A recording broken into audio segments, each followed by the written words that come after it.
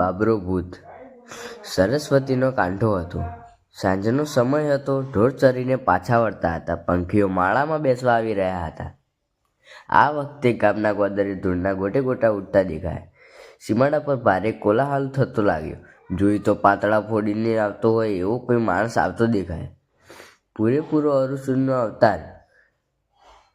અષાઢના વાદળા જેવો કાળો રંગ, તાડના ત્રીજા ભાગ જેટલો ઊંચો, ઘોડા જેવી મોટી અને લાલધૂમ આંખો, આખા શરીર પર કાળી રૂવાટી હાથીના સૂંઢ જેવા હાથ, થાંભલા જેવા પગ, માથે સાપના જેવા ગૂંચાળા વાળ, મોટી મોટી દાઢી, લાંબી લાંબી મૂછો, ખભે ગેંડાની ઢાલ, કમરે બેધારી તલવાર, હાથમાં પાલો, કેડે 4-5 છરા. અવાજ ખોખરો ચીસ પાડે તો ઝાડ પરથી બીને પંખી નીચે પડે, કાચ પોચાની તો છાતી ફાટી જાય.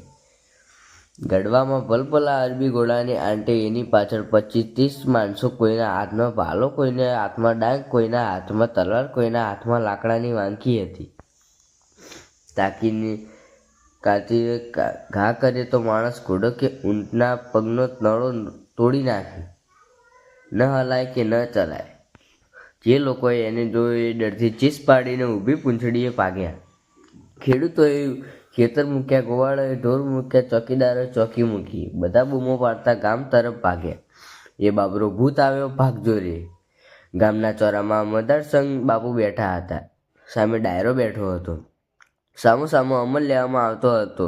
રંગ સાંટણા થતા હતા. એકબીજાની મરદાઈ ગવાતી હતી. અદક પાંસળો બંગલો હોકો ભરતો હતો. ચલમમાં દેવતા મૂક્યા. બાપુનો હોકો આજ બરાબર જામતો નહોતો. એ વારંવાર ભલાને કહેતા હતા, ગોલકીના દેવતા બરાબર નથી, લાકડાના ખરાબ છે. પારાવાળાને બોલાવજે, ડચ લઈને ડોકું ઉડાડી દઉં. મદારસંઘ બાપુને એ ઓળખતો લાગતો નથી. વગલો કહે, બાપુ અંગારા તો બરાબર છે, પણ તમાકુ બરાબર નથી. બાપુ કહે, ઈવાણિયા, તલકચંદને પકડી લાવજે, આવી તમાકુ આપનારને ગરદન મરવો પડશે. વાત વાતમાં બાપુ પગલાને ગાળ કાઢે.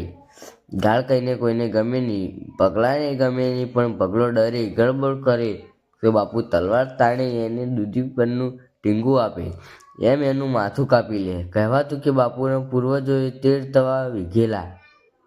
તવ એટલે લોઢાની તાવડી, એવી 13 તાવડી એક પછી એક લટકાવી 13 તીરથી વીધી નાખી એ 13 તવા વીંધવા.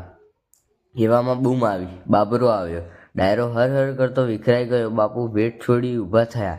હોકો પડતો મૂક્યો. ભૂંગલાને પાસે બોલાવી કહ્યું, લે તારી પાઘડી લાવ. મારી પાઘડી તું લે બાબરો, તો રજપૂતોનો કાળ છે, એમને દીઠો મૂકતો નથી. ને બાપુ તો ભગલાની પાઘડી પહેરીને જાય ભાગ્યા. ગોર મહારાજે રેવાદાસ કરના આંગણામાં બેઠા બેઠા ગીતા વાંચતા હતા. ભગવાન કૃષ્ણનો ઉપદેશ સંભળાવતા હતા. પછી શ્રી ભગવાન બોલ્યા, હે અર્જુનિયા, તું મરીશ તોય સ્વર્ગે જઈશ, મારીશ તોય સ્વર્ગે જઈશ. માટે દીગે રાખ, તારે તો બંને હાથમાં લાડવો છે.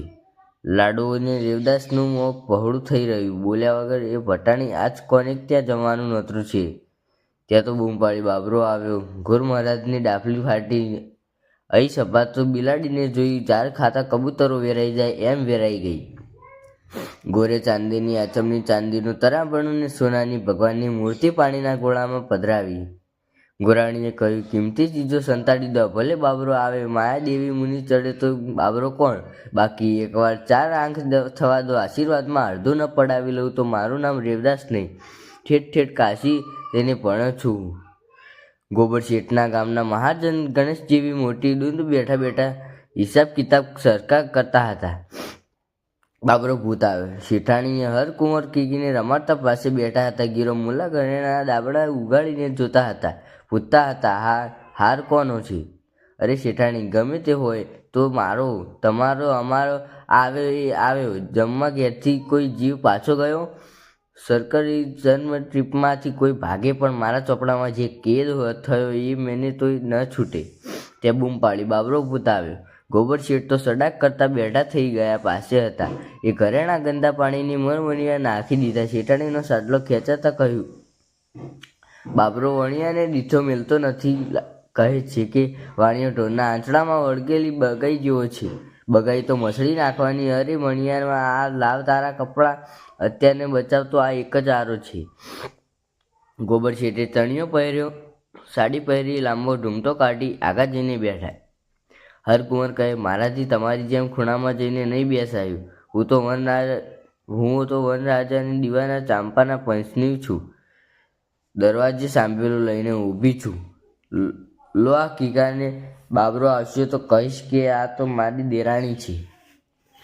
શેઠ કહે, શેઠાણી, એમ તો 10 પેટી પર અમે ગરાસિયા હતા, પણ વખતને માન છે, નહીં તો આ બાબરું શું? વસવાયાના બાસમાં બૂમ પાડી. બાબરો આવ્યો. બધા બહાર દોડી આવ્યા. ઘરમાંથી પાણી ખેંચવામાં દોડવા લાવ્યા. દોડવામાંથી એકબીજાના હાથ બાંધીને હાથમાં ઊભા રહ્યા. વંટોળીઓ આવે એમ બાબરો આવ્યો. વસવાયા બધા કહે, મેં ગુલામ, મેં ગુલામ, મેં ગુલામ તેરા. બાબરો કહે, તમને અભયવચન તમે લેવા જાગો છો, હું આપવા જોગું છું. ચાલો આગળ થાવ ને માલિક તો આળા ને ઘર બતાવો. કામ માથે જણે જમની છેના ઉતરી. 1 કલાકમાં તો ગામને સાફ કરી નાખ્યું. પૈસાવાળાઓને મારી નાખ્યા. મારીને સત બોલાવી દીધો. જેમણે આપવાની એનાકીની કરી એમને ગાંગડીઓ ગાંભા વીટ્યા. તેલમાં બોળ્યા ને સળગ્યા. જીવતી મસાલ જોઈ લો. બધા પૈસાવાળાએ 2 હાથ જોડ્યા, પગમાં પડ્યા. ઘરમાં હતું તે બધું કાઢીને આપી દીધું. જીવ બચ્ચો એટલો બસ. બાબરો ભૂતે કામ લૂંટી કોથળા ભર્યા. કુંભારોના ગધેડા લાવી તેના પર ચડાવ્યા. પછી ચોરે ડાયરો ભર્યો. કોળીની સ્ત્રીઓ પાસે ગવરાવ્યું. બાબરો તો દેવ ગણાય. સુરતના બાબરિયાવાળો ઘણી. હજાર માણસ એની પાછળ નીકળે. સવારે સુરતમાંથી નીકળે, બીજી સવારે આખી ગુજરાતને આંટો મારી ધન દોલત લૂંટીને ઘર ભેગું અને પૂછે એને ભગવાન પૂછે. એના કઈ વાતો ચાલે. બાબરો સિંધ ગણાતો. કોઈ માણસ ના મળતા પણ બેસી મંત્ર ભણતો દેખાય. કોઈને આકાશમાં ઉડતો દેખાય. આ બાબરાના માણસોએ મુરત રામદેવને બંધાવેલો સુંદર રુદ્ર મહાલે તોડેલો. સરસ્વતીના કંઠા પર એવી આંખ વાગે ભલભલા એનાથી ડરે. આ ગામની ડોશીઓ બાબરાની પાસે આવા બધા છોડવા આવી. સુકડીના થાળ લાવી, શ્રીફળના હાડા લાવીને ધીની છલકતી કટોરીઓ લાવી. ખમા કરજો બાબરા દેવ, તમારું રાખ્યા રહેશું, મારો દીકરો સાજો થશે.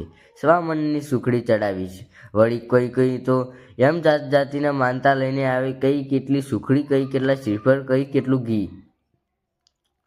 બાબરાએ તો એના સાથીદારોએ ઘી પીવા માંડ્યા. સુખડી ખાવા માંડી. શ્રીફળ ફોડી પાણી પીધા ને ટોપરા ખાધા. બાબરાએ તો ખાસી અડધો કમણીને સુખડી ખાધી. 10 શેર જેટલું ઘી પીધું. 5-15 ટોપરાનો મુખવાસ કર્યો.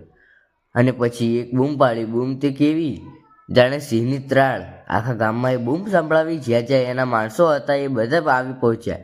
એકઠા થવાનું એ એલાન હતું. ગામના ગોદરે મહાબલીનું મંદિર. આવું સાવ જૂનું હતું તે. પહેલાં દર દશેરાએ બકરો ચડતો. હમણાં જ મહારાજનું જોર વધ્યું હતું. બકરાને ઠેકાણે સાકર ટકોળાનો ભોગ દેવાતો. મહાકાલીના મંદિર પાસે જઈને બાબરો ઊભો રહ્યો. એની પાસે મોટું અણીતર ત્રિશૂળ હતું. ત્રિશૂળ લઈને બાબરાએ આંગળી પર માર્યું. આંગળીમાંથી લોહી ઊંચડ્યું. એ લોહી લઈને માના ચરણમાં છાંટવા કર્યા. પોતે કપાળમાં એનું તિલક કર્યું. નાળિયેરની કાચલીમાં જે ઝીલી લઈને સાથીદારને આપ્યું. સૌ સાથીદારોએ પણ એનું તિલક કર્યું. જય મા કાલી. ફરી બાબરાએ બૂમ પાડી દીધી. એ અવાજ કુંજ કરવાનો હતો. સંચારની જેમ બધા કામ કરવા લાગ્યા. હુકમ થતા ટપટપ ઘોડા ગધેડા ઊંટ દોડીને બાબરાના માણસો તૈયાર થઈ ગયા. બાબરાએ આગળ ડગ દીધો, પછી છલાંગ દીધી. પાછળ બધા ચાલ્યા. કહે છે કે બાબરો કઈ ઘોડા ઉપર બેસતો ન હતો. એને પગે ચાલુ ફરતું ઘોડું એના ભારથી ચાલી જ ન શકતું. સૂરજ આથમી ગયો. દૂર દૂર બાબરો છલાંગો ભરતો જતો હતો. લૂંટનો માલ લઈને ઘોડા ગધેડાનો ઊંટની એવી પાછળ દોડતા હતા, તોય બરાબરને પહોંચી ન શકતા. બાબરો જાણે બજરંગ બલીનો અવતાર હતો. બાબરો જમનો જાણે નવો યજમાન